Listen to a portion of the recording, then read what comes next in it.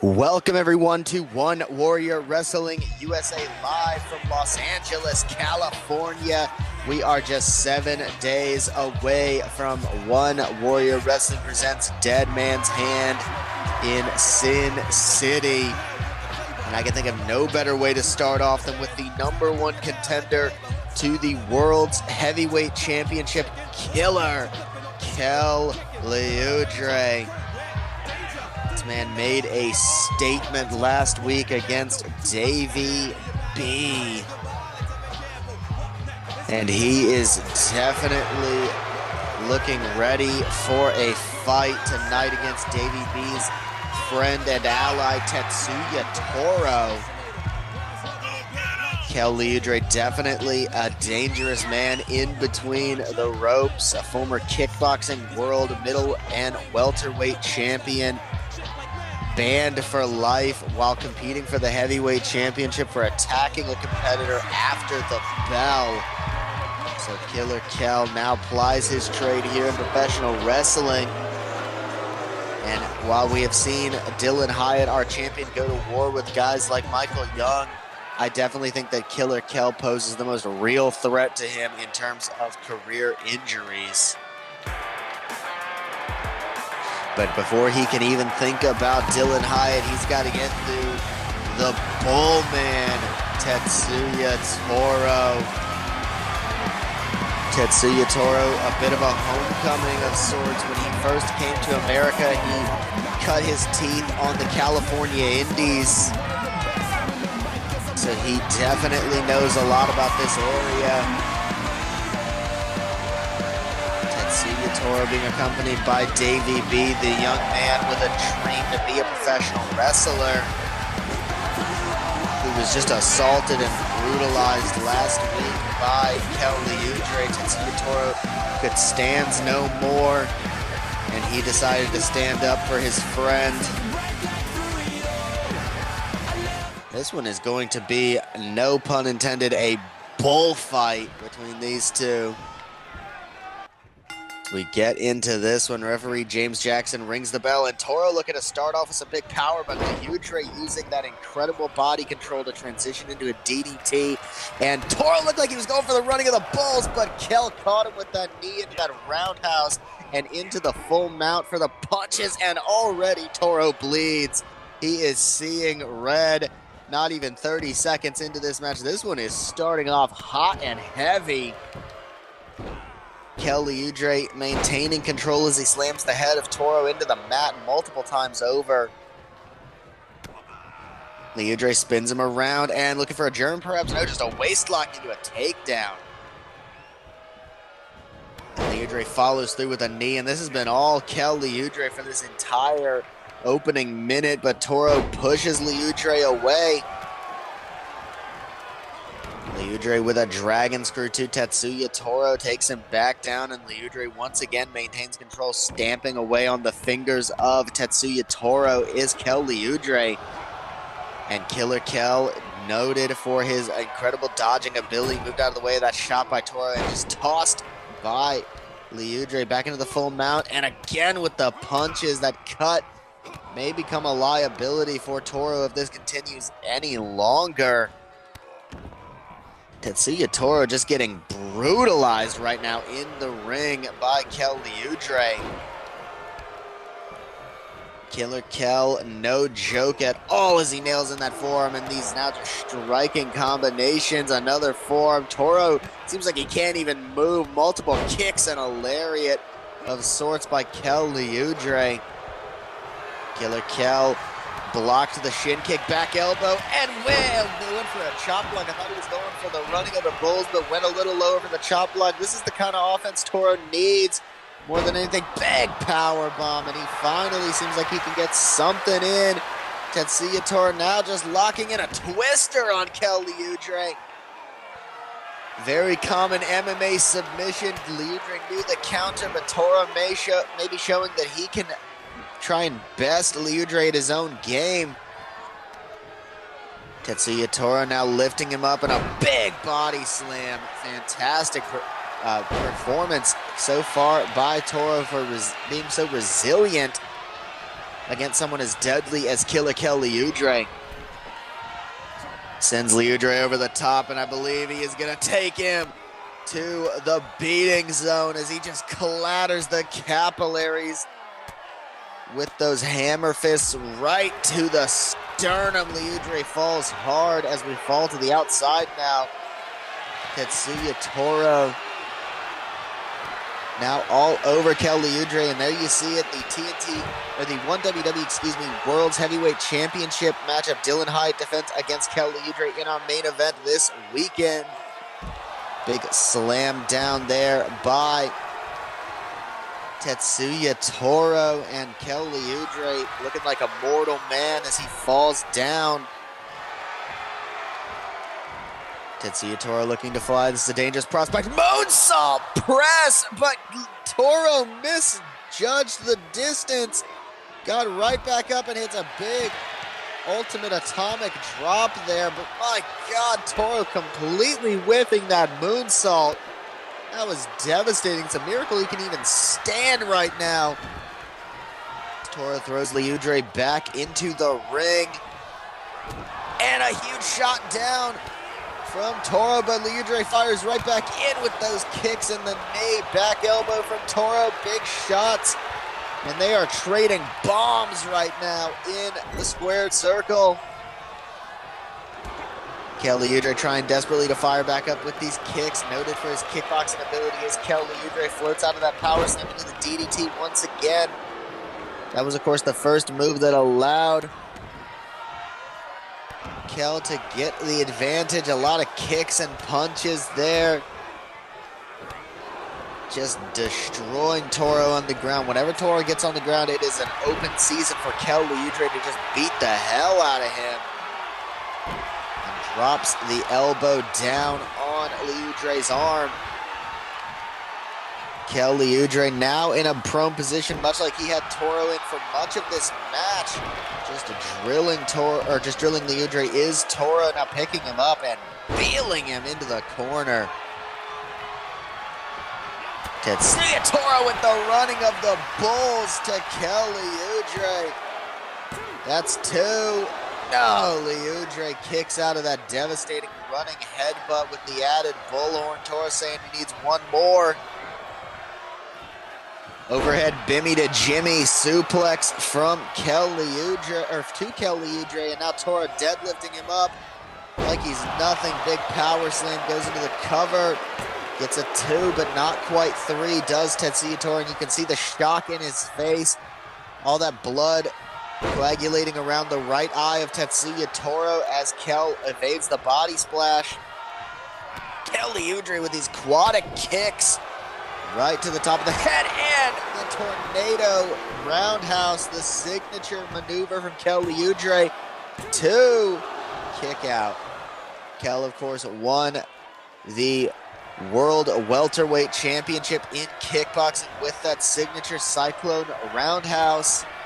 And now lighting him up with these kicks and the knee right to the face. Leudre went for the Cyclone again, and the running of the bulls from Toro.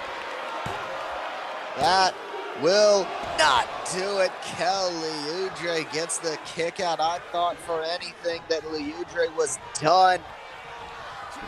After that running of the bulls, Toro went for that low headbutt, but Kel managed to, even in his haze state, move out of the way. Leudre goes for the line. Toro pushes right through him and pounces the hell out of him. My God, running of the bulls for the third time. 1, 2, 3, and Tetsuya Toro gets a hard-fought win. Key to victory is almost definitely evading that second Cyclone Roundhouse. Big win for Tetsuya Toro over the #1 contender to the World's Championship. You'd have to imagine that moves him quite a bit up the totem pole, especially ahead of Leudre's Heavyweight Championship match just next week. Tetsuya Toro with a big win here tonight as we move into our next matchup, as Kenta takes on Minoru Suzuki. A battle of two imported professional wrestlers, two of the best and most brutal of all time. KENTA and Minoru Suzuki.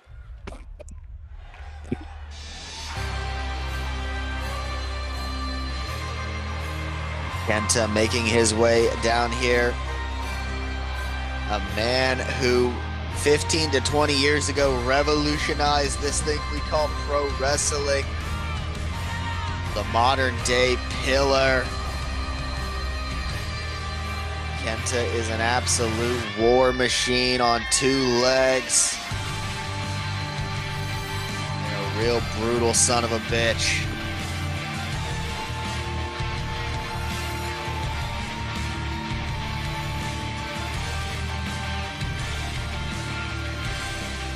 But KENTA is going to have his hands full here tonight. He takes on Minoru Suzuki.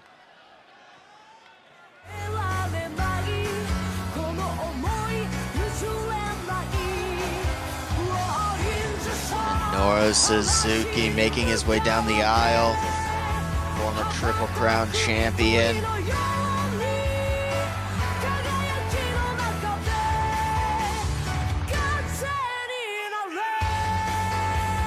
This man, you want to talk about pure evil, pure chaos. It does not get more emblematic of those concepts than Minoru Suzuki.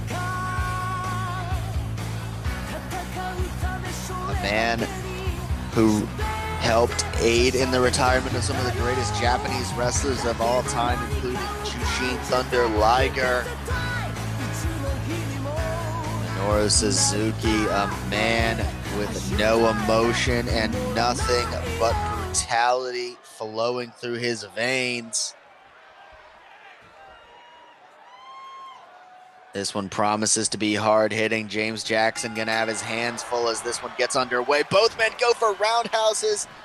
Neither able to connect. KENTA went for the chop, but not able to get it, and gets the belly-to-belly as well. KENTA with that chop, and those punches now went low. KENTA in control as he nails a fantastic cravat suplex. KENTA definitely taking the early control, but Minoru Suzuki not going to allow that to stand as he sweeps the leg and just whips the head of Lil K into the mat. Nothing fancy about that, just brutal. Puts him on the ropes now and just cranking away on the right arm of KENTA. See KENTA nursing it already. Could have tweaked something that early in. These ropes incredibly taut, hard to sand. As now a big spear from Minoru Suzuki just obliterates KENTA. He grabs the leg though and drills it down. KENTA back up, evades that running pump kick. Went for another roundhouse, but Suzuki absorbs it and throws KENTA into the corner. And now just kicking him in the leg. Suzuki has targeted the arm. Now he targets the leg. Of course, the left leg, the one that KENTA bases on for all of his kicks. Those headbutts, so dangerous by Minoru Suzuki. And a kick to the back of the leg by KENTA. Fantastic evasion there. And going back to the cravat suplex, drops Minoru right on his head and upper neck.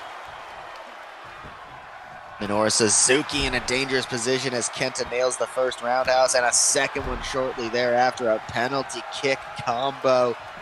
Trying to win the World Cup as now looking for a brainbuster or perhaps. No, Minoru moves out of the way. Sherman into the bottom turnbuckle.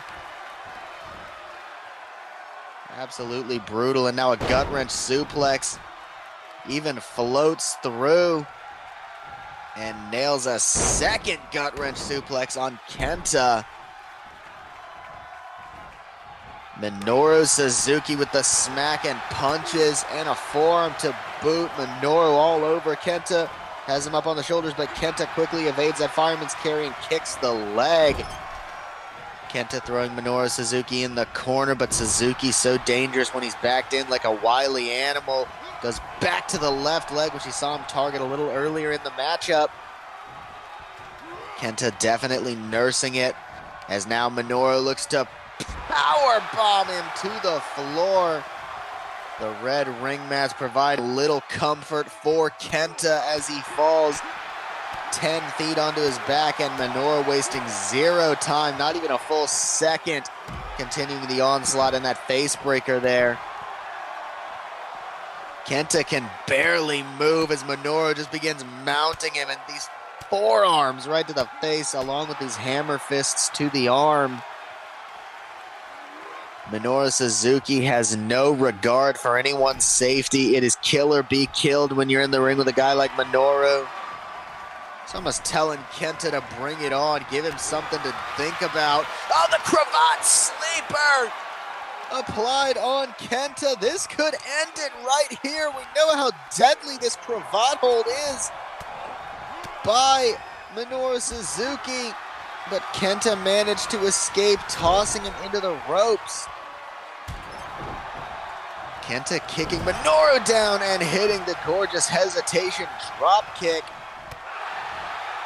Roundhouse kick connects, big back shot from Minoru Suzuki, and Kenta back in control with the arm wringer, taking him to school with that breaker and a back suplex as well. Kenta goes in for the cover, the first of his for the matchup, but only gets 2 on Suzuki. So much devastation, and we really haven't seen any signature offense from either of these guys. Vika the Devil, Kenta goes for the GTS, but Minoru reverses. He knows that that would be game over if he hits it. Morale could be looking for the sleeper.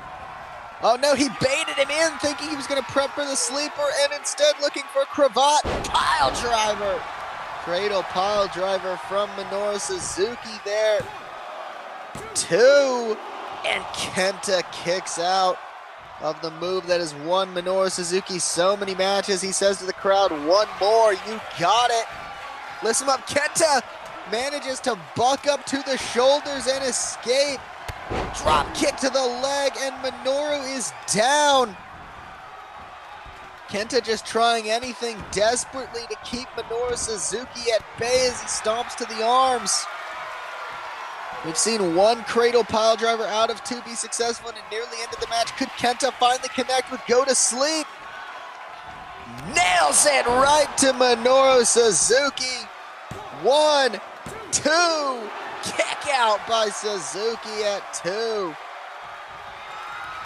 Kenta doesn't know what to think at this point as he goes to the top rope.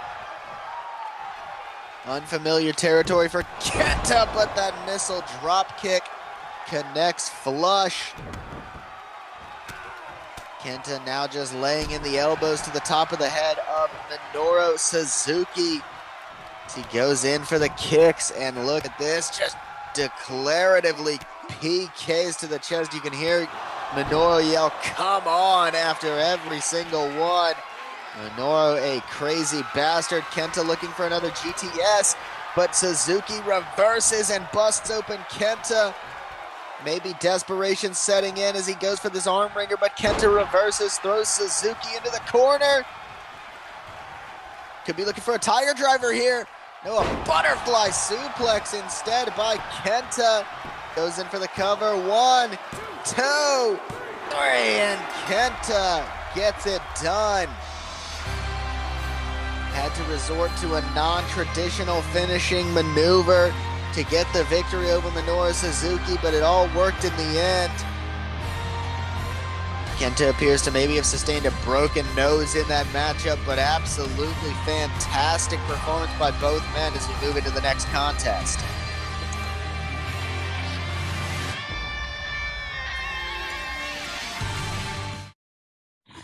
And speaking of incredible performances, I'm expecting nothing less than great from Aron Ace Marshall and Speedball Mike Bailey. 2 of the best junior heavyweights in the world look to do battle. Aron Ace Marshall next week will meet Kevin Brutus in Sin City to settle their grudge. Aron Ace Marshall was a man who was left for dead, according to some people. He who's in a tag team with Blaze Henderson, a standout football player turned decent professional wrestler who was injury prone, and because of that, Aaron Ace Marshall lost a year of his career after already losing 6 months of it to a freak neck injury. So he says after losing 18 months of his finite wrestling career, he will not lose another second. He is going to prove that he is the best damn professional wrestler in the building. Aaron Ace Marshall in the ring.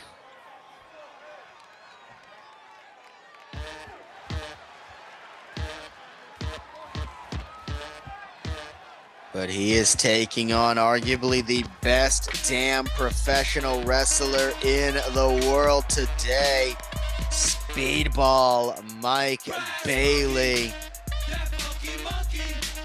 Speedball also has his date with Destiny set for Sin City on the Aces High pre-show. Speedball Mike Bailey will be contesting against AJ Styles for the TNA X Division Championship. Of course, the incredible thing about 1WW is champions from all over the world are invited to defend their belts for the fans, the greatest in the world, everywhere we go. Tonight we find ourselves in LA, a very familiar town for both of these men. Of course, Mike Bailey competed in the Battle of Los Angeles many, many times. Aaron Marshall never quite given that opportunity.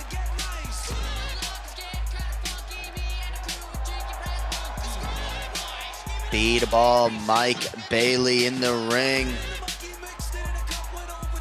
The Ultima Weapon himself. This is definitely going to be a very complimentary matchup of styles, as these two men look to have a bit of a warm-up before their respective matches next week in Sin City. James Jackson rings the bell, and a TNA kick right from Speedball Mike Bailey. And he looks like he's already going for Ultima Weapon. Aaron Marshall knows the danger and quickly gets up and gets caught with a Meteora all the same. Big moonsault is evaded there by Speedball, or by Marshall from Speedball, excuse me. Kicks there in succession by Marshall, and that high bionic elbow, but a kick right to the face from Speedball. Went high, Marshall ducked low, trip up, double stomp from Aaron Ace. And Aaron Marshall, no stranger to those kicks as well. Shoulder barge there. Aaron Marshall springs off the ropes. Maybe a little bit of a shot at Bailey's future opponent there with the style and DDT. Bailey not too appreciative of that jab as he just stomps on the elbow. And Speedball now just targeting the right arm extensively of Aaron Ace. Speedball going to the top, so comfortable up there as he hits that corkscrew shooter. The green tea plunge.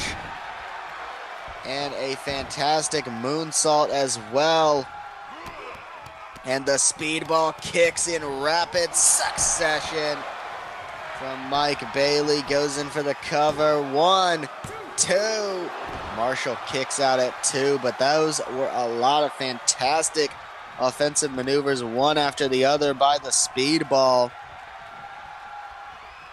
Mike Bailey knows what he's got to do next. He's hit everything except for the big crescendo, except the Ultima Weapon.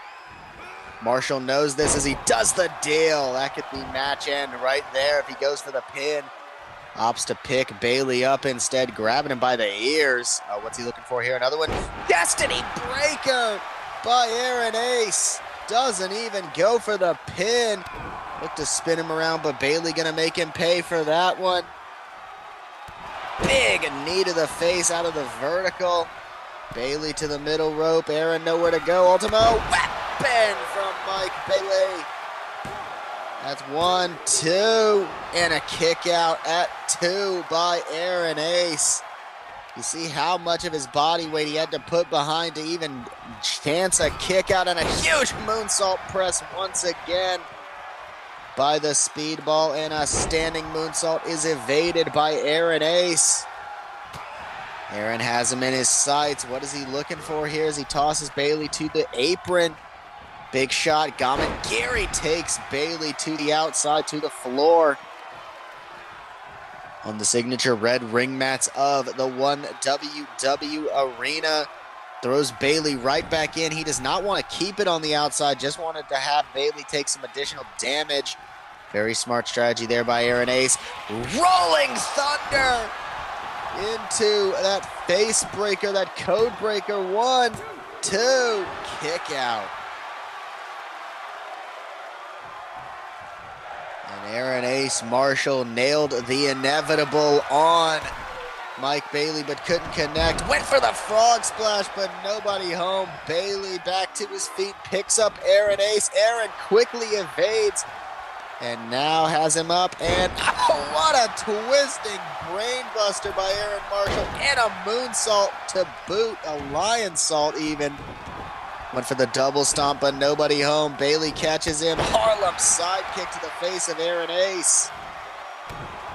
Stomp to the left arm now of Aron from Bailey, and the Speedball kicks, nailing Aron. He is in the center of the ring. Bailey goes for the pin off the Speedball kicks. 2, and another kick out by Aron Marshall. Speedball knows what he has to do, but he may want to reposition Aron Marshall as he throws him to the corner. Aron evades with that back elbow. Aron Marshall with another snap twisting brainbuster, so brutal, onto the Speedball. Now grabbing him, putting him on the ropes. What's he have in mind here? Stun gun, jumping neck breaker by Aron Marshall. Fantastic execution into the cover, 2, kick out. Aron Marshall thought he may have had the Speedball right there. Tries to spin him around, kick to the leg, staggers him. Harlem sidekick once again. Speedball firing on all cylinders, is now grabbing Aron Marshall. Chucking him in the ropes. Aron moves out of the way. Speedball may have him this time though, as he just lays in these shots. Back elbow and a huge knee lift as well. And a stomp to the arm of Aron Marshall. We've seen Speedball go back to those arms quite a few times here tonight. Now throwing him into the corner. We saw Speedball connect with Ultima Weapon earlier, and Aron managed to kick out, but this has been a brutal match. Could he do it again? Ultima Weapon from Speedball. 1, 2, 3, and it's dusted. It's done. Speedball Mike Bailey gets the win in a fantastic showcase matchup for both men. Neither man has anything to be disappointed about there. That was a fantastic matchup. We'll move into our next one.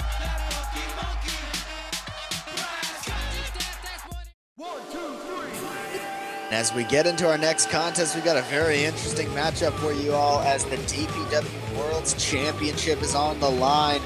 Currently vacant, going to be contested between James Darnell and Kid Bandit. For both of these two, DPW is their home promotion. But Kid Bandit making her 1WW debut in a title match is definitely very impressive. Kid Bandit has been globally recognized. 2022, really the year of Bandit. But tonight, she takes on James Darnell, and we are come to understand that he will be accompanied by the Bloodline. John Blood and Anthony Tony Pizza Guy Douglas. Kid Bandit definitely a one-woman army, but she's going to have to take on the Jizzy Dizzy Gladiator, James Darnell.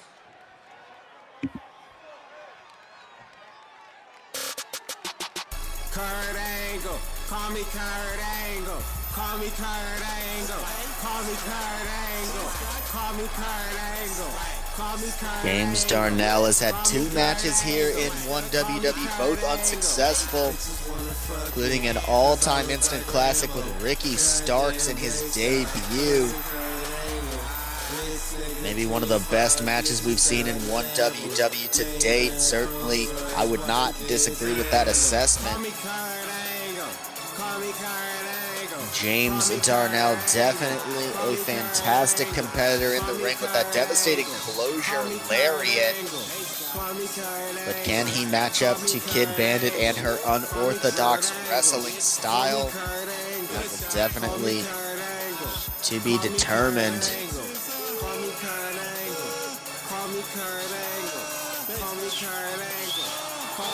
And it'll also be interesting to see if the Bloodline gets involved here tonight in this TPW World's Heavyweight Championship matchup.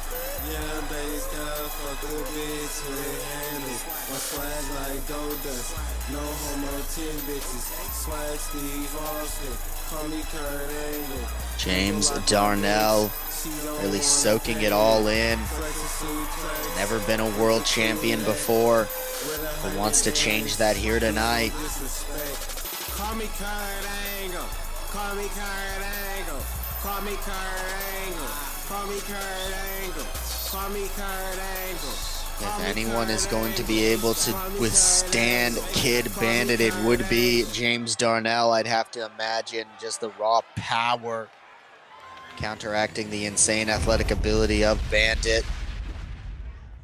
But that's what it's all about right there. The DPW World's Heavyweight Championship.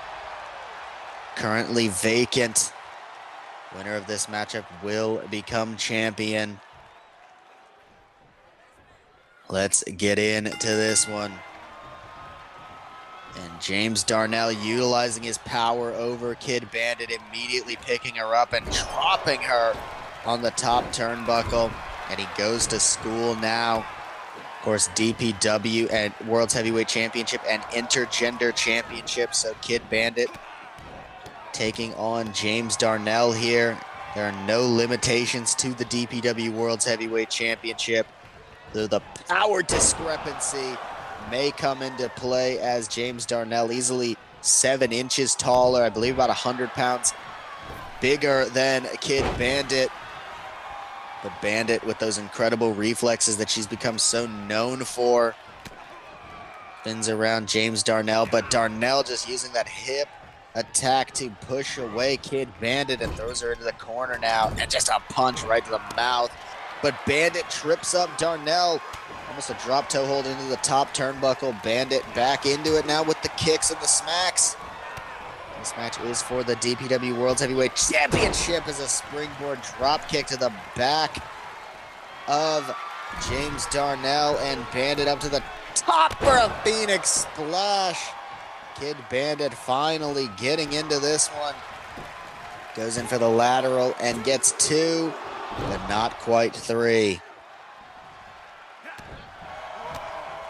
Kid Bandit now has angered James Darnell as he nails her with a shot to the face and to the sternum as well, picking her up and just slamming Kid Bandit into the turnbuckle, throwing her astray. Lifts up Kid Bandit and a big power bomb there. We've yet to see the Bloodline get involved as the closure connects from James Darnell. 2, but Bandit kicks out. Of course, the DPW World's Championship defended in relaxed rules matchups. There are very few, if any, limitations to what the referee is allowed to call for disqualification or referee stoppage. Big Kame-Goye there, and now Bandit just lacing James Darnell with these shots. Springboard attack to the back and just a hammer fist to the top of the head as a counter. Good Lord. And Kid Bandit thrown to the floor right by the boys. Kid Bandit in a very bad situation as Darnell lifts her up. Oh, good Lord. Could he throw her into the faithful? No, it goes the other way, but that kid in the front row looked like he wanted Bandit thrown right on top of him. Went for that elbow, but countered. Bandit is just in such a bad position. She's really going to need to nail some big offense like that tornado DDT. Kid Bandit knows exactly what she has to do. She's just got to execute, which makes it so difficult. Bandit back in. Darnell back in. Looked like Bandit was prepping for something big. Up and over. Back around. Poison Rana to Darnell. Darnell back to his feet, and the cyclone kick is countered into a super kick by James.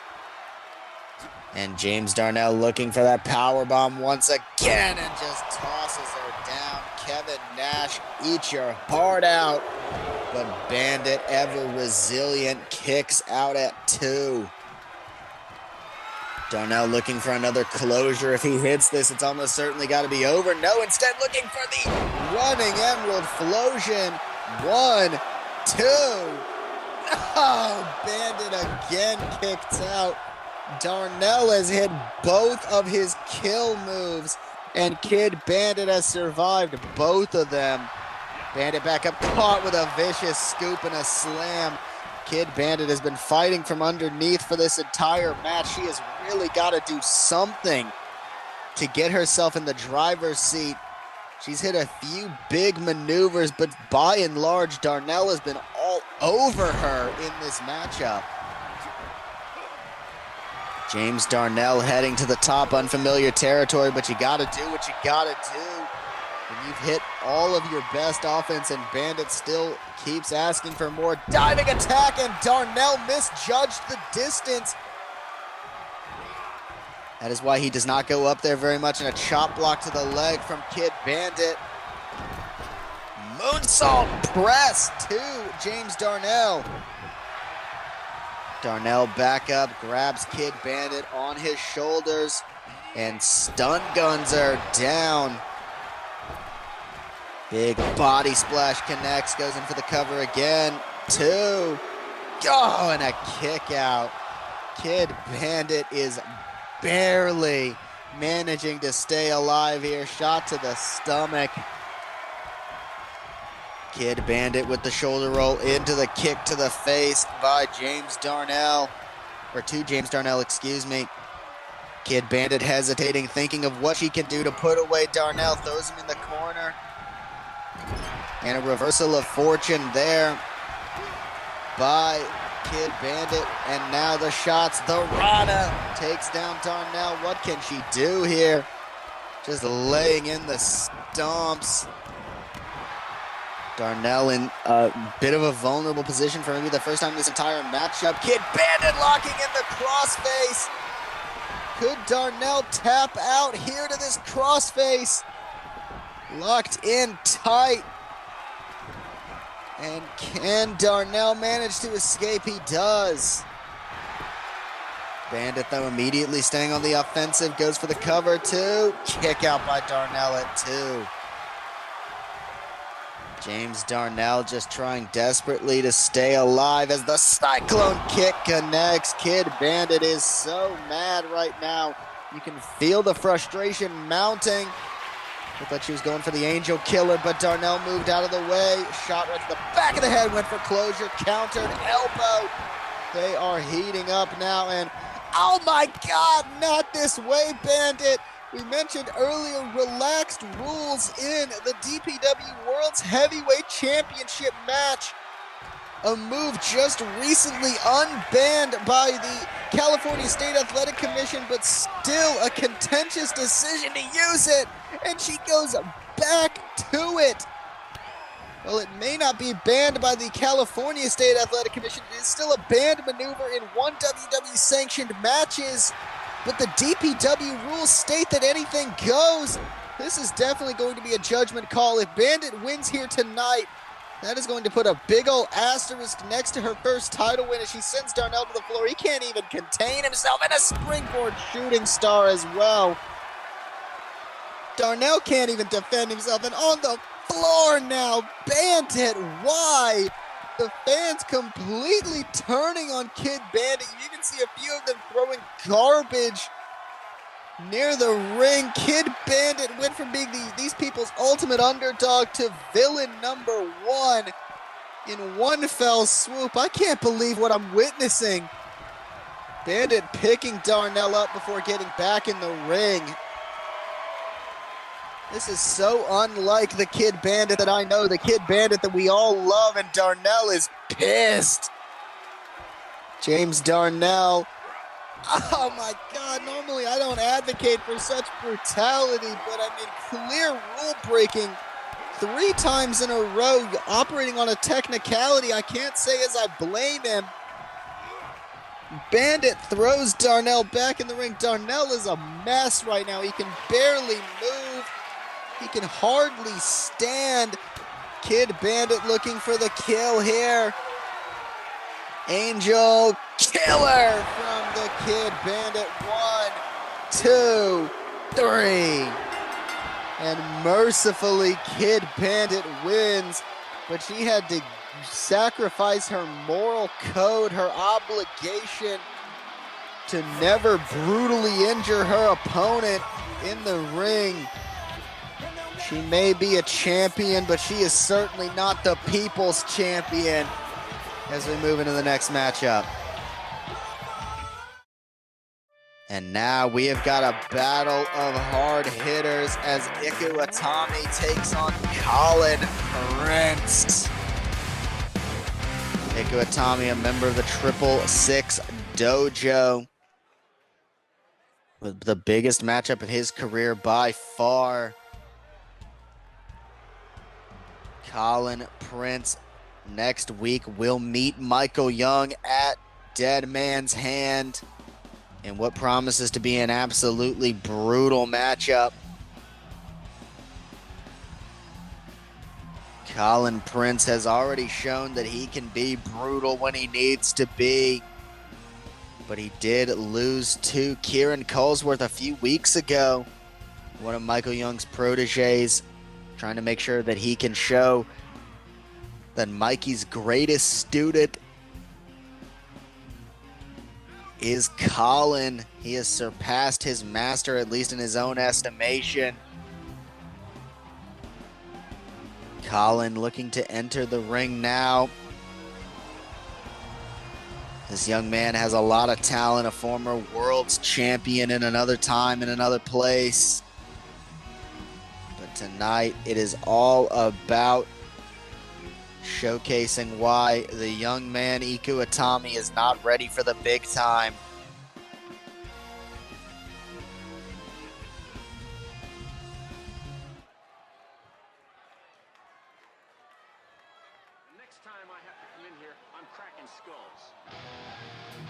And Michael Young is very, very high on Itami. We have heard him say things such as future world's champion, an incredible professional wrestler, and such a great mind for the business. Itami, only 24 years old, already has so much knowledge beyond his years, and I imagine big things are coming for this young man, especially under the tutelage of Michael Young.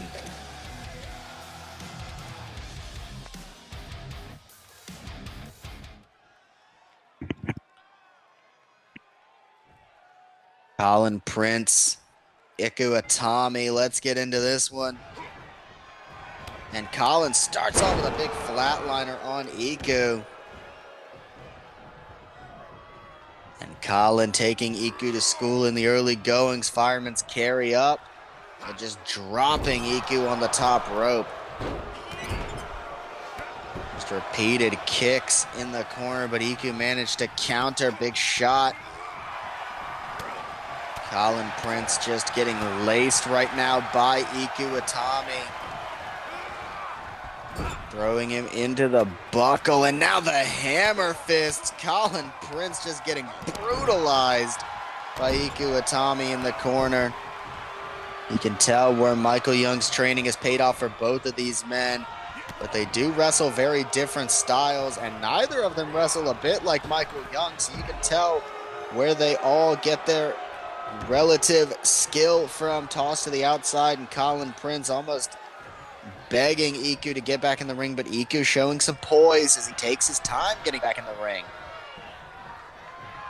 And Colin tries to make him pay for his insolence, but Iku with that big evasion and the exploder into the buckle. That was an incredible shot down by Iku Itami. And Colin Prince throwing Iku back outside of the ring. Does not even want to share a ring with the young gun. Almost playing king of the hill with Iku Itami and just lacing him in and a big DDT on the floor to Iku. And I believe he might have got busted open there. Tough to tell, but I believe I see some red on the forehead of Iku Itami around the hairline. Iku Itami now with a smack in the face puts Colin on the barrier. And a big Uranagi slam into that barricade. And now Iku looking for a slam, but Colin again reverses it into the DDT. And you see Iku go right back to nursing that head. He has taken a lot of shots there in this matchup thus far. And the rabbit punches trying to open up that cut on the head of Iku Itami. Colin Prince definitely no stranger to hurting people in and out of the ring as Iku just goes back first into the barrier. Good Lord. Oh, and a back body drop into the apron. His legs landed on the apron, his neck taking the full weight of his body. And an Inoki neck breaker there by Iku Itami. As you see right there, the grudge match between Colin Prince and Michael Young next week at Dead Man's Hand, and the exploder into the barrier at ringside now. Iku Itami with a suplex on the floor. This has just been absolutely hard to watch at this point. Iku is showing a lot of brutality as Colin lands into the steps. Colin Prince just getting absolutely decimated out there as Iku gets back in the ring. Going back outside on Colin, the Inoki neckbreaker once again on Colin Prince. Iku Itami showing exactly why it pays to already have a combat background, a 3-time black belt in 3 different disciplines of martial arts. Taekwondo, Jiu-Jitsu, and Karate. This young man is absolutely a brutal warrior in and out of the ring, and now just tossing him back into the steps. This is some aggression from Iku Itami that I haven't ever personally seen. Iku normally a fantastic wrestler, but to say that he is this brutal would be a bit of an overstatement, I'd say. As Colin gets back in the ring, both men finally back in the ring, and Iku dropped once again by that big DDT. And just like that, equalized. Oh, and the body press. Jumbo Tsuruta style there from Iku Itami, and a huge lariat as well. Iku Itami taking Colin Prince to school. 2. And a kick out by Prince at 2. Colin Prince sustained that brutal burning lariat, no doubt taught to him by Michael Young, and the backdrop driver connects.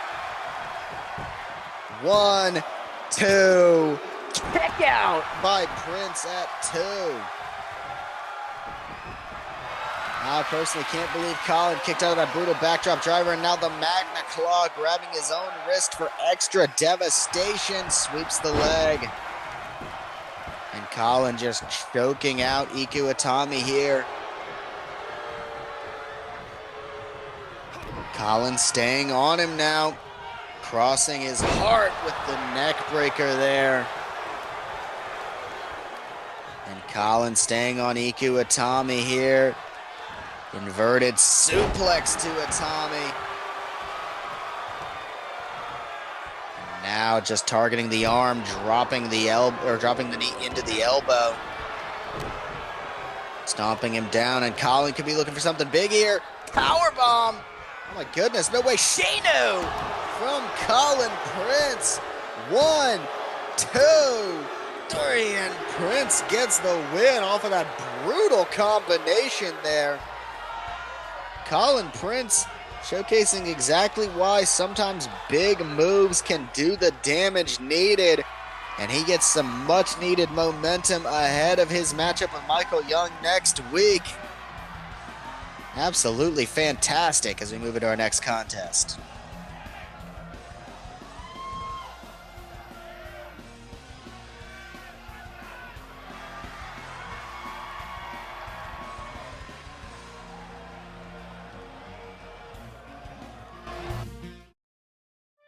And now we've got a very interesting matchup as JEFFJARRETT Jeff Jarrett takes on Yamashita. Yamashita has been so impressive in his time here in 1WW. Unbroken.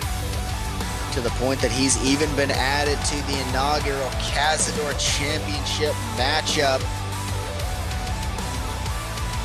We will crown the first ever Cazador champion, so named for legendary 1WW superstar Cazador Dragon. He will meet Tony Samuels, Santos, Jarrett, and Cazador Jr. in that four-way. So he definitely has the skill needed, and I can honestly say that I can think of few men better than Yamashita to carry the banner of a legacy like that of Cazador Dragon.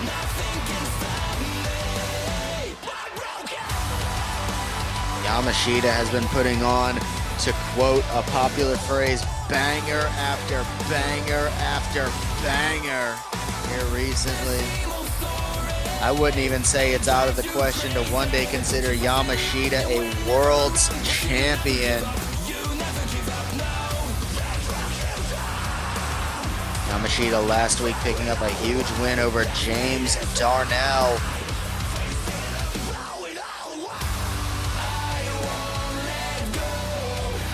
Yamashita definitely embodies the original spirit of 1WW so well. Hit hard, hit often, and expect no quarter. Give none to your opponent. May the best man win.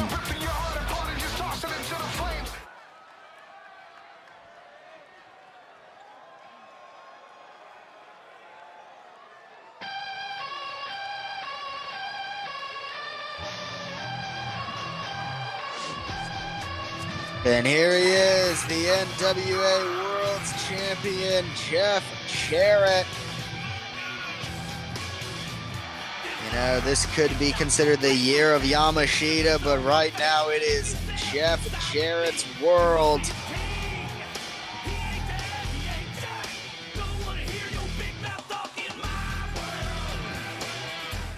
This man is one of the biggest grifters in professional wrestling history, but you cannot deny the fact that as a 10-time world champion, he definitely has the skill needed as Yamashita starts off with a big fall-away slam to the NWA World's Champion. A win here tonight, I mean, it's not out of the question to say we could see an NWA Championship match between these two as a big froggy bow there misses. And we saw just a few matches ago, Kid Bandit and James Darnell for the DPW World's Championship. Every title welcome to be defended here on 1WW, sanctioned or not by our commission. Yamashita early on has taken it, and a Chuchi Kadoki staggers Jeff Jarrett so much that Yamashita managed to pass under his arm to get the rear. Stun gun went for the chop, but Jarrett blocked it, and a knee lift connects, and Yamashita with another fall-away slam. Yamashita is all over Jeff Jarrett right now in a big body splash, but Jarrett moves out of the way at the last possible second. And a huge and stiff form to the face. Jeff Jarrett just lacing Yamashita here with some of the best punches in the business, and that knee lift as well. And Jarrett chucks Yamashita onto the apron and just punches him in the face once again. And Jeff Jarrett, what's he looking for here? Oh my God, no way. DDT on the apron. Brutal. And now utilizing some of that double J, double MA on the floor with that Neo armbar. Yamashita manages to get back to his feet. But Yamashita has taken a lot of damage just in a few maneuvers by Jeff Jarrett. He has evened it up. Yama getting back in the ring. Jarrett would be wise to do the same. And he does. Yamashita picks him up. And another stun gun from Yama onto Jeff Jarrett. Picks him up now. Look at the body control there for that slam from Yamashita. Goes in for the cover. Doesn't even get a 2 though. Jarrett's so resilient. Jeff Jarrett just getting nailed by Yamashita, excuse me. Yama backed into the corner, but a back elbow gets him out of there. Yamashita with that rising hand chop and the multiple strikes. Yama now pulling him in for the straight jacket DDT. Almost a variation on Double J's old finishing maneuver. Big clothesline there by Yama. Ducks under, back body drop by the big man. And spine on the pine from Yamashita to Jeff Jarrett. Yama grabbing him, Tour of the Islands from Yamashita. That's a 1-2. Not quite able to get the 3 though. Yamashita thought for sure that he had Jeff Jarrett there with that Tour of the Islands. Has to be looking now for Yamabama, but Jarrett managed to counter kick from Jarrett here. And the jumping DDT, the classic from Jeff Jarrett.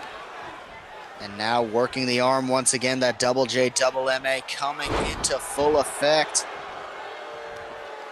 Jarrett looked like he might have been going figure 4, but Yama managed to evade, and the high kick went for the elbow, but Jarrett moves out of the way. Both men back to their feet.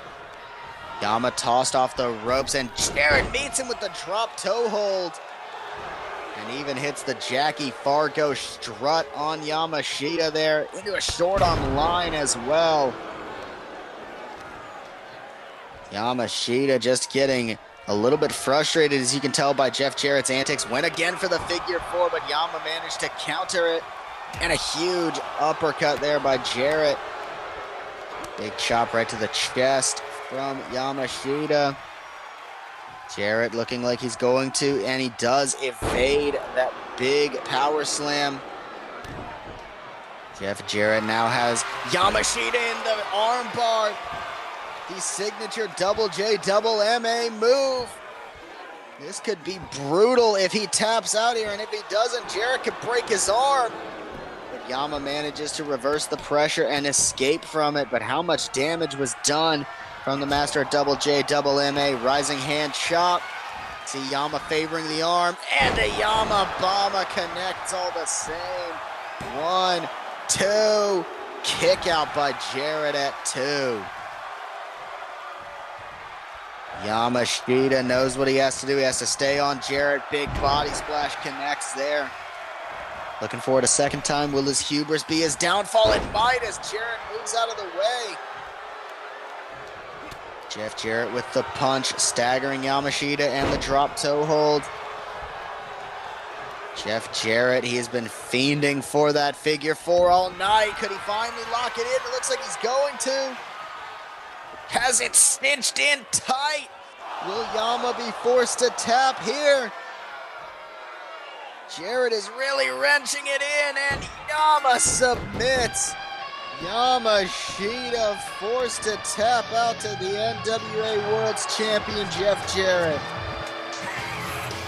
Definitely not the result a lot of us wanted, but Jeff Jarrett always wins in the end, it seems, as we move into our next matchup.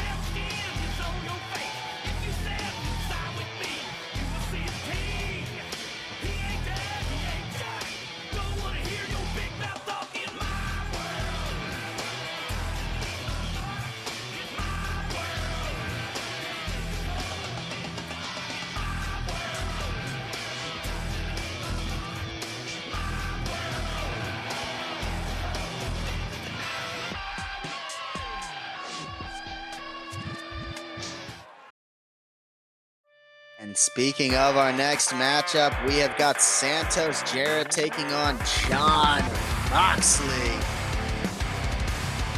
We have been told that both men will be accompanied by young lions here tonight, as Santos Jarrett is accompanied by Alex Coughlin.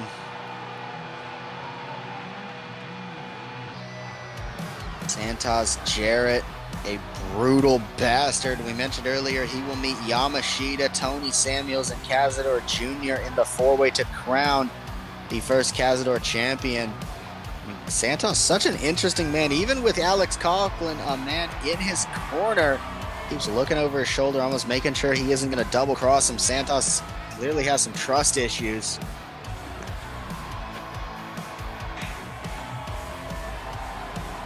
Now screaming in the faces of the faithful at ringside.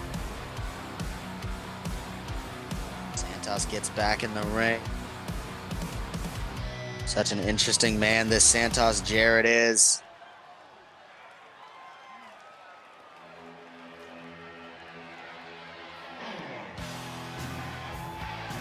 And he is taking on Jon Moxley. This man known for his brutality.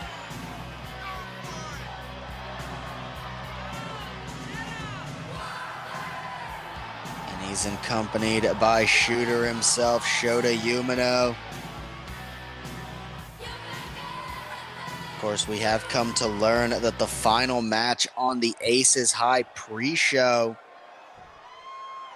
is going to be Alex Coughlin versus Shota Umino. And Santos Jarrett just taking Jon Moxley to school with that brainbuster as well. Santos just all over Jon Moxley here. And Moxley just popped up into the PK.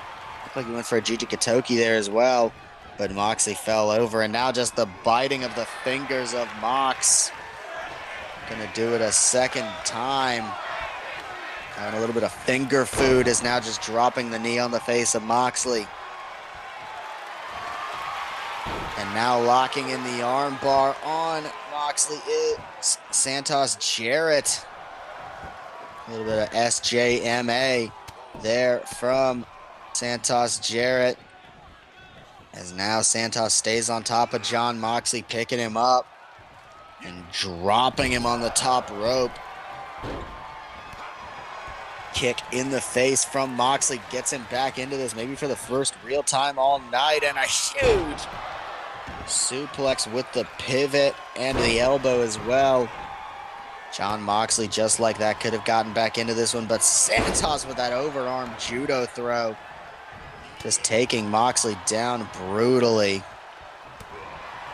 Jon Moxley now getting back up as Santos picking him up and just dropping him on the top rope.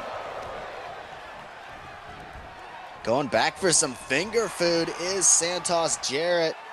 Maybe he didn't get enough sustenance in his pre-match warm-up. Lifts up Moxley and just drills him with that Dominator. 1, 2. Kick out by Moxley at 2. Jarrett thought he had him there. Moxley has really not gotten out of these starting gates here. Jarrett's so brutal that even a guy like Jon Moxley struggling to keep up. Santos Jarrett now placed on the ropes by Moxley and just smacking him in the face a few times, maybe angering him. He gets that shotgun drop kick to Jarrett. And now Moxley with just the hammer fists to the forehead, become the Moxley staple of sorts. And now just attacking the leg with this spinning toe hold. That is brutal. Of course, we know Moxley takes a lot of inspiration from Onita. Think of the wars that Onita had with Terry Funk. That devastating spinning toe hold coming into effect as that elbow connects as well, but a kick to the dome piece gets Santos right back into this one. And the Mercy Kill is locked in on Moxley. Mercy Kill applied. Moxley on his side. He is trapped in this devastating rear naked choke. But Santos lets him go. Instead wanting to pin Jon Moxley here. 1, 2. Moxley kicks out at 2. But was the damage done? All that pressure on the windpipe. Is now Moxley with the kick to Santos. Jarrett picking him up now. And the forearm to the face of Jarrett, and another one. Clicking the heels on his way out. Runs in for another big forearm, and a huge bulldog from Jon Moxley there. And Moxley now looking for something big here. The cradle pile driver from Jon Moxley. Just like that, he is back into it in the worst way. And the paradigm shift from Moxley. 1, 2. Kick out by Jarrett at 2. You have to think if Moxley opted for Death Rider, it may have been over, but it's such a risky move to try and attempt that I understand why he had some hesitation. Up to the top. Big thumping elbow to the head. Almost a diving bionic elbow. Now just stamping away on the chest of Santos. Jarrett kick in the face there from Jarrett. Gets him back into this one after taking a lot of big offensive maneuvers by Moxley. Jawbreaker from Moxley to Jarrett, and a big chop. Rocks him, picks him up, but Jarrett manages to flick his feet and connect with the DDT, and Moxley busted open right above the right eye, and you see that blood pouring. That is a nasty cut almost immediately. Moxley picked up and drilled with another Dominator by Santos. Jarrett, 1, 2. Kick out by Mox. And Moxley now in a bad spot, bloodied, brutalized as Santos once again locks in the Mercy Kill. Shota Umino trying to instruct Moxley to get to the ropes, but it doesn't matter. Moxley submits to Santos. Jarrett. What a brutal matchup, especially on the behalf of Santos. Jarrett proving why he is a top contender as we move into our next matchup.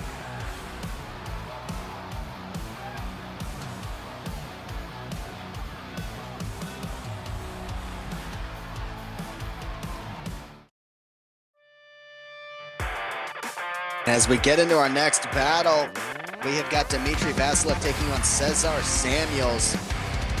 Dmitri Vasilev, of course, extensive match history with Cesar's late father, Cazador Dragon, including a 5-star clash over the 1WW Junior Heavyweight Championship.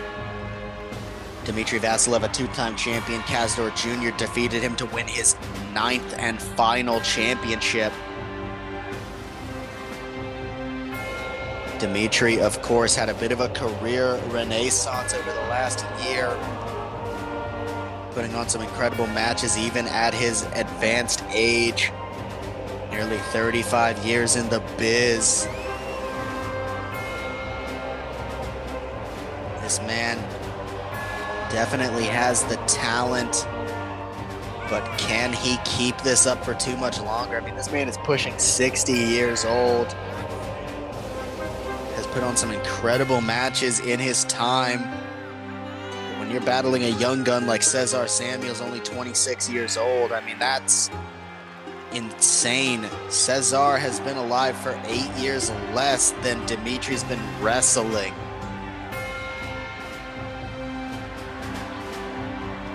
Dmitri Vasilev, the czar of the cutter, all that time has definitely made him a master of his craft.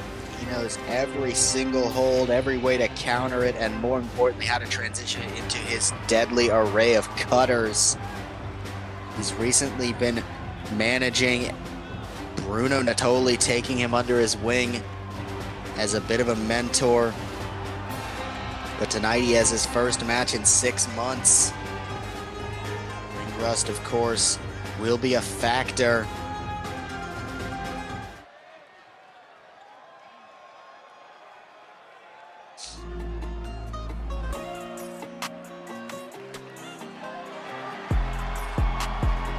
Cesar Samuels makes his way down the aisle, a former Grand Slam champion. Cesar has always been so impressive in the ring, pays so much homage to the great Hispanic wrestlers of the past. Of course, his father, Cazador Dragon, his grandfather, El Cazador, or his great-grandfather, Samuel the Cazador the First.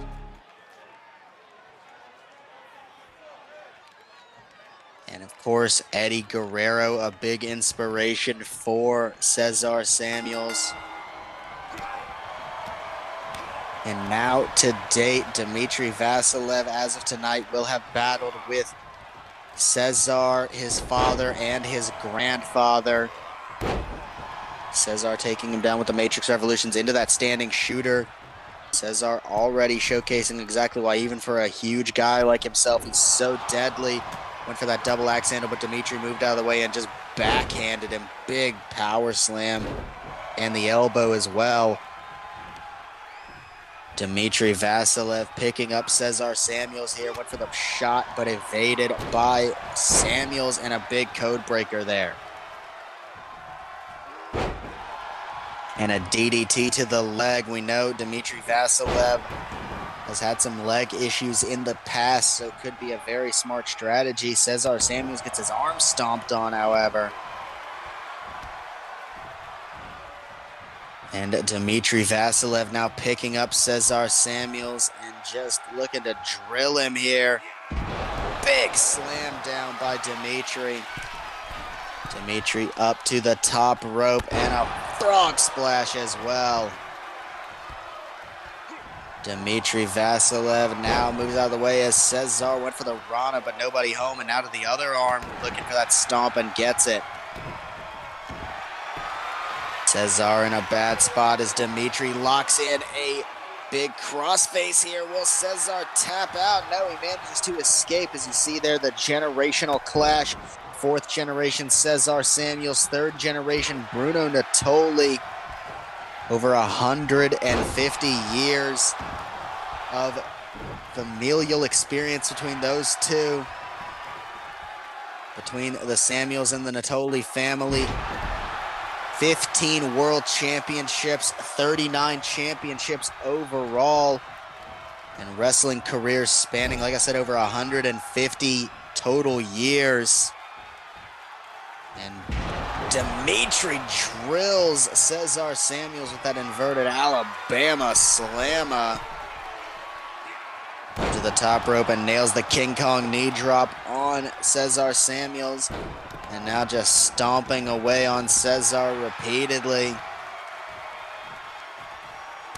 Cesar Samuels in a bad spot, but he manages to reverse, and now looking for the Yoshi Tonic on Dmitri Vasilev.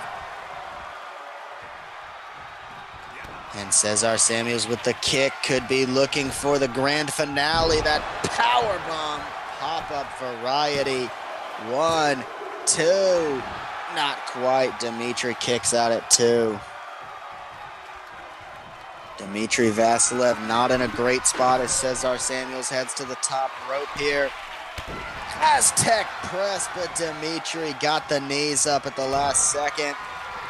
Dmitri now readying for his own powerbomb variation, the powerbomb cutter. The move made famous by Vasilev. Could that put away Samuels here? 2. Not quite. Samuels gets that shoulder up. Cesar Samuels so resilient as now Vasilev goes in for a full mount, but Cesar reverses the pressure and nails him. And Cesar Samuels went for a shot, but Dmitri went for that body block, got caught into that shooter from Cesar. And a high kick there by Cesar Samuels, lifting him up. Big gourd buster there. Now a stomp to the arm by Dmitri Vasilev, and he connects with the body block that time. Goes in for the cover. 1, 2, kick out.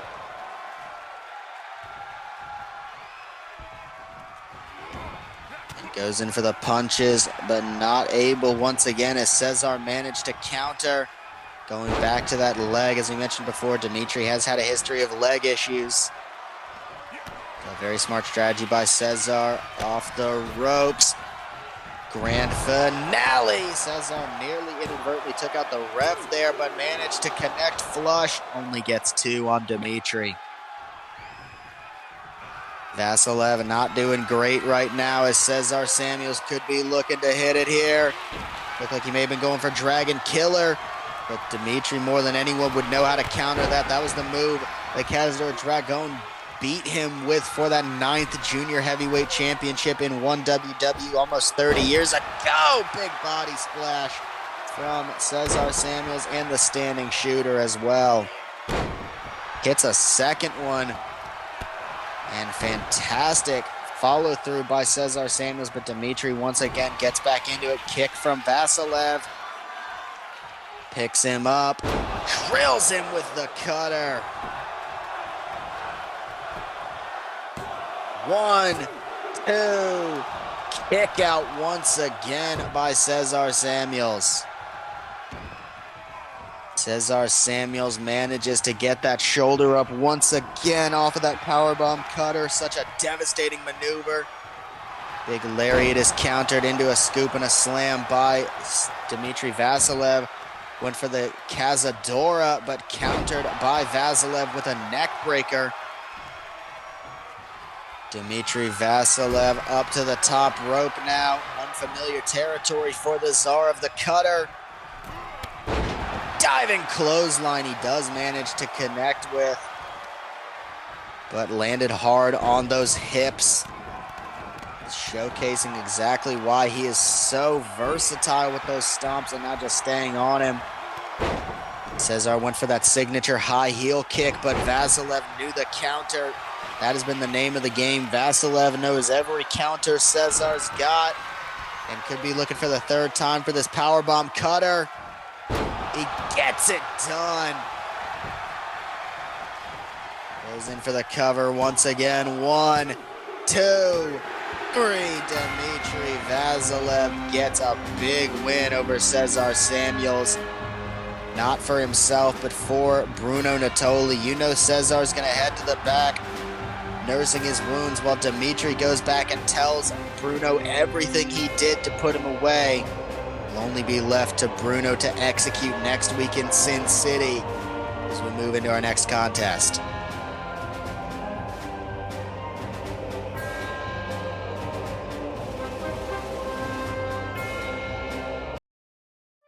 Speaking of our next contest, we've got 1 WW Heavyweight Champion Dylan Hyatt taking on Satoru Matsuda.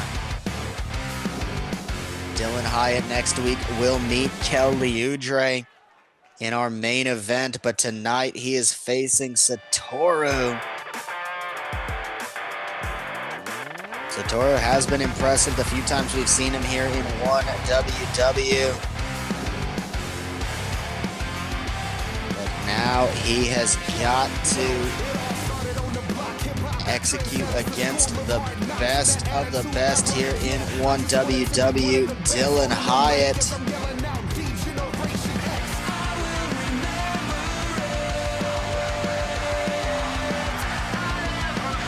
Satoru Matsuda, you can definitely say that he may lack a little bit of that killer instinct, especially if you've only seen him via his entrance, but when he gets in there and he gets rolling, Satoru Matsuda is with the best of them in terms of brutality.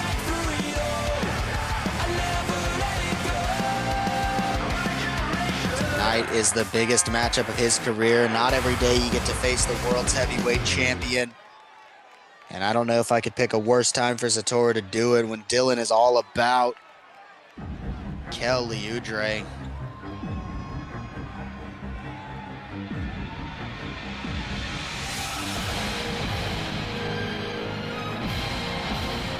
Dylan Hyatt, the one WWE Heavyweight Champion, did what his father never could and won that prize. Dylan Hyatt, definitely a man with a lot of talent, but will it all come crashing down next week? I believe that Dylan has the skills to get it done, maybe more than anyone else. But even with that, Dylan Hyatt is still definitely going to have to stay out of his own way. We know how badly Dylan Hyatt wants to make Leudre pay. But Dylan Hyatt's going to have to remember that this is all about a wrestling match for a championship. He can't afford to let his emotions get the better of him. Be the absolute worst case scenario for him. Tonight, though, it's all about warm-up. We saw Leudre have a hell of a match, but came up short against Tetsuya Toro. Satoru definitely wants to try an upset against Dylan Hyatt. That could put him right in line for a future World Championship matchup. That big power bomb into the elbow is a hell of a way to start on the champion. Dylan Hyatt knows a thing or three about power bombs. Big moonsault, but Satoru moved out of the way. Dylan Hyatt now on the defensive as Satoru stays all over him. But Dylan Hyatt grabbed by Satoru Matsuda. You see it right there for the one WWE Heavyweight Championship. Dylan Hyatt will be taking on Leudre. Will be his second defense of the championship, which he won 2 months ago against Michael Young. And Satoru has been all over Dylan Hyatt in this one. As now look at the power of this stalling suplex. What is that, 15 seconds in the air before dropping him down. And Dylan is definitely looking out of place here against Toro. Satoru definitely cannot afford to rest on his laurels. We know Dylan Hyatt's such a late game player. He can come back from just about anything, it seems. Big suplex there by Dylan. Dylan Hyatt up to the top rope looking for a moonsault, and he nails it. That right there was dictionary. Not even picture perfect right there. You look at the definition of a moonsault, and you see that right there from Dylan Hyatt, but Satoru manages to get back on him right away.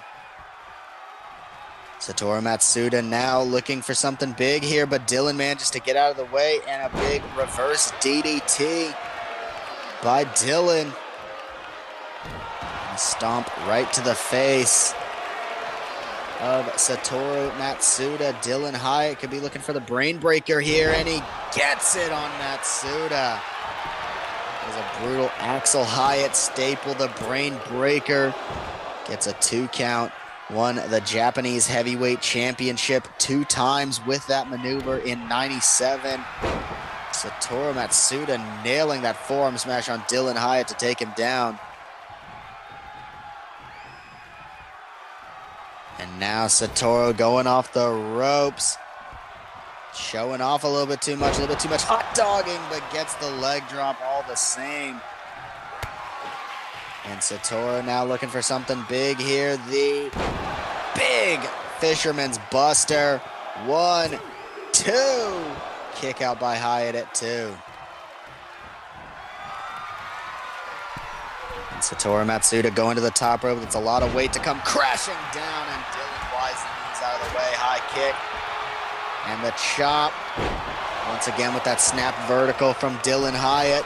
And the follow-through moonsault for someone 6'5", 230. Dylan moves with the best of them. Ripcord knee smash from Dylan. 1. Kick out at 1 by Satoru Matsuda. Good Lord. Oh, but he's heating up for it now. AHB, Axel Hyatt bomb. 1, 2.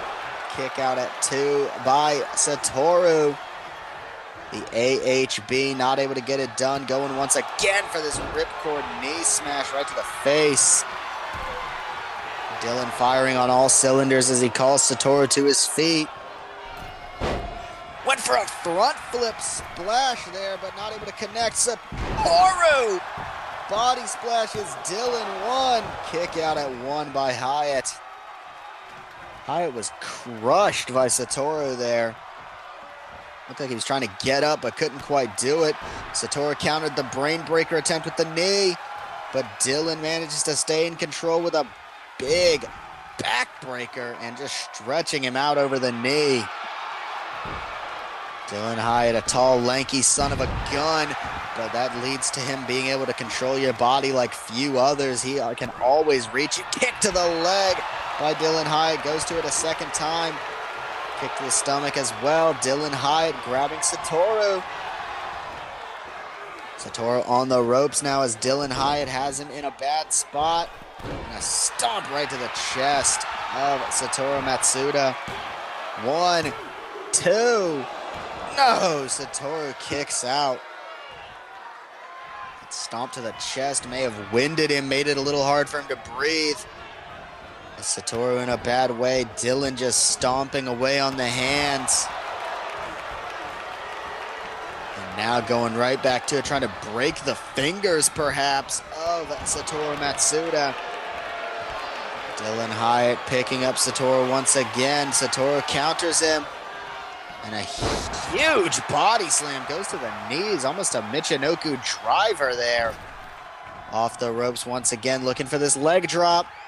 But he's taking a little bit too much time, still gets it. But he's got to stop doing that. He's got to be more serious. Kick to the leg by Dylan.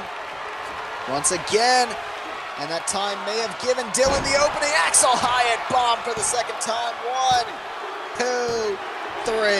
Dylan Hyatt gets the win ahead of his match with Killer Kel Leudre. Satoru put up a good fight, but just too many times he went for the hot dog, he went for the grandstanding, and couldn't quite live up to it. Dylan Hyatt, the heavyweight champion, gets the win as we move into our next match. And now it's time for the main event that we've all been waiting for. Gavin Daniels and Aire Delaire take on If Looks Could Kill. Gavin and Aire have been having a lot of issues with one another here recently. And it has been culminating here tonight with If Looks Could Kill. Handsome Hernandez and Max Sanchez have been on such a roll. Max Sanchez 5-0 in singles competition. Handsome Hernandez, of course, have been playing his role fantastically as a tag team partner to the Latin American Executioner.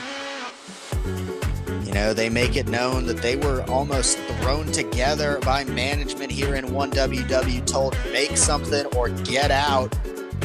They took that as a challenge and did just that. The fans have responded well. They are fully behind If Looks Could Kill. They want to see them succeed. Want to see them win the doubles championships, especially from the dysfunctional team of Gavin Daniels and Aire Delaire.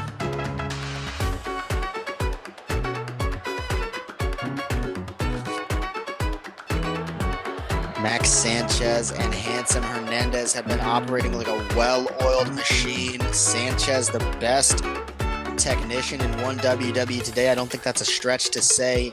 Handsome Hernandez, a fantastic all-rounder.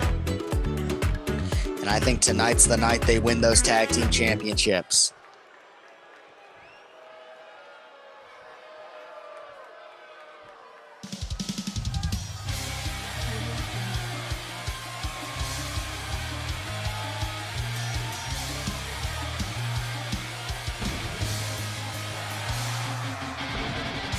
Out first for the doubles champions is Aire Delaire. Even as champions, these two have never seen eye to eye, never entered together, never done anything as a team. And at this point, it really just seems like a matter of when they lose those championships, not if. Of course, these two teams do have a storied history together in the short time frame here on 1WW. On the second episode, Aire Delaire took on Handsome Hernandez, managed to pick up the win with the Kazuya kill shot. But Aire now finds himself in tag team competition. He knows that he can handle himself in singles action. But when it comes to having to rely on Gavin Daniels, it really seems to be hit or miss. with these two. Of course, last week losing to the Blaze Clan definitely did not help their case. You know, Aire takes a great deal of pride in being here on 1WW, honoring his father, the late great Kazuya Mitsushi. But at what point does he stop living in his father's shadow and start carving his own legacy here? He's done it in many other places, but his time here in 1WW has very much been honoring his father.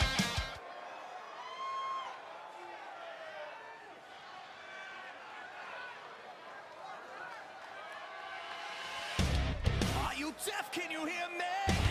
'Cause I'm sick of it all. Always digging in my skin. You can just hear the crowd. They are not at all happy to see Gavin Daniels. They cannot stand this man. Gavin Daniels definitely has not ingratiated himself well to the 1WW faithful. They, of course, love Aire, but the Punk Rock Paradox has made it no secret that he does not care for the legacy that Aire has been birthed into, and that all he cares about is those championships. Of course, they are not friends. He has made that very abundantly clear, though you cannot deny that they are a great tag team despite themselves.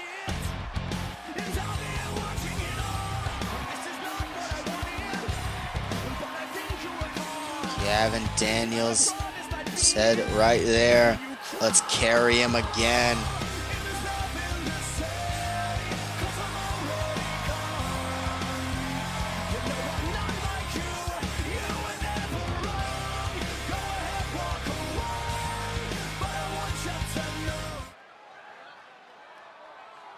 So it is our main event, ladies and gentlemen.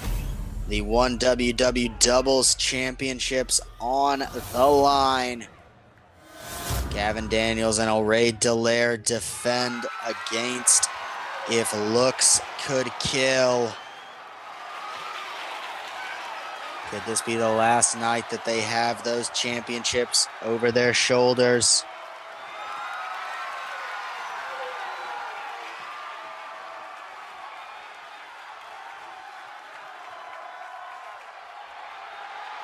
Let's get into this one.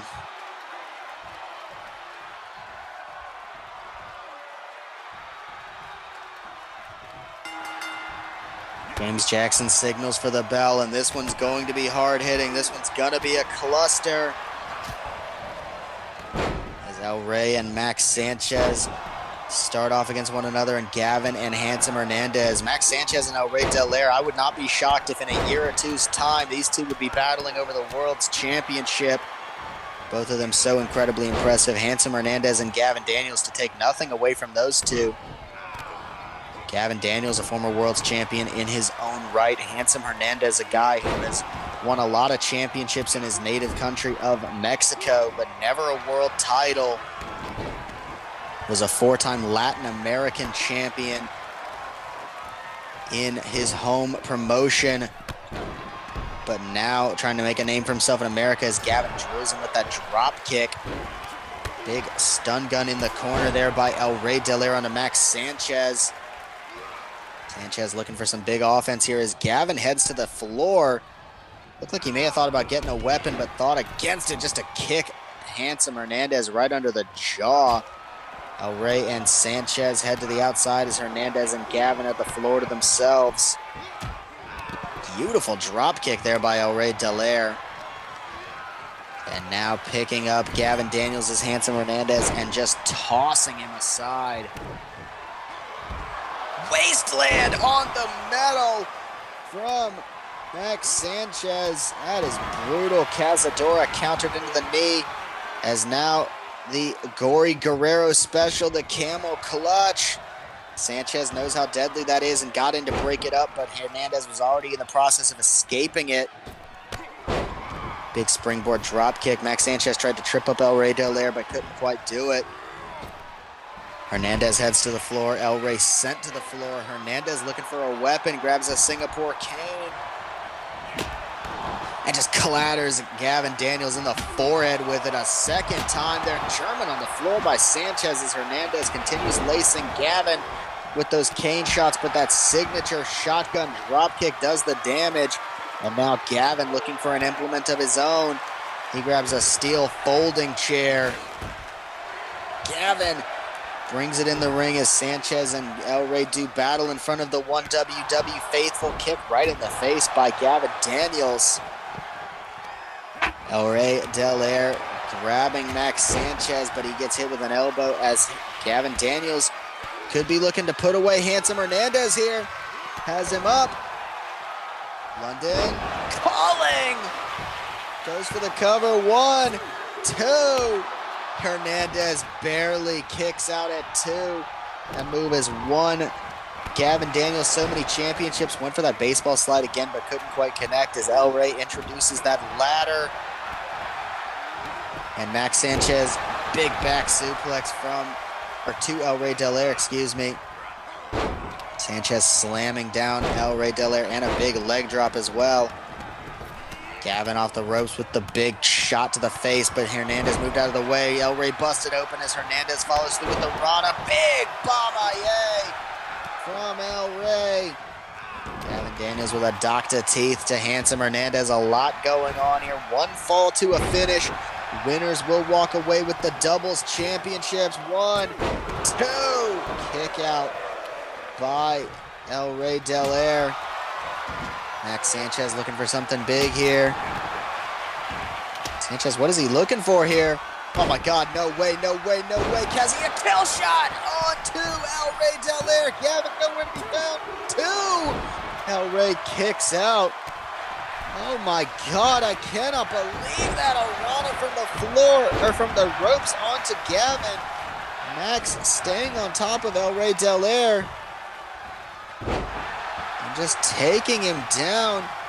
Gavin Daniels now picking up the ladder as Max stays on top of Aire and trying to open up that cut on the eyes. I could not believe that Max Sanchez used the Kazuya kill shot on Aire Delaire, now locking him in. He spins him over, it could be all over. Gavin Daniels, he should be trying to break this up, but he's not even trying, and Aire submits. If looks could kill, the new doubles champions. Gavin Daniels was right next to Aire Delaire, but didn't even attempt to break up the submission hold. That is just despicable by Gavin if that was intentional. But that not take away from the moment that is Handsome Hernandez and Max Sanchez, doubles champions. Thank you for watching 1WW. This concludes episode 1.7.